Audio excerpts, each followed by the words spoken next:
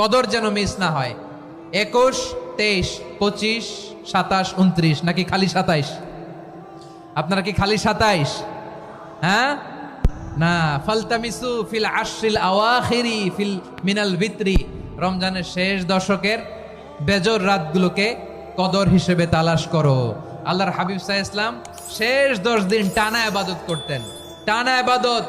ইদা জাআল আশরু আহিয়াল লাইলা আইকাদা আহলা ওয়া জাদ্দা ওয়া শাদ্দাল মিজার, সারা রাত জেগে ইবাদতের নজির নবীজির নাই, শুধু রমজানের শেষ দশক ছাড়া। সুবহানাল্লাহ বলেন।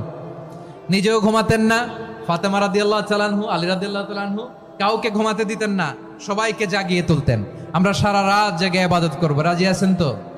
কদর যেন আমাদের মিস না হয়। আজকে থেকেই ক্যালেন্ডারে মার্ক করে রাখেন, সব কাজ পেছনে ফেলে, সব ব্যস্ততাকে পেছনে ফেলে ইবাদতের জন্য আমরা প্রস্তুত থাকবো কদরের রাতে। কোনোভাবে কদর যেন আমাদের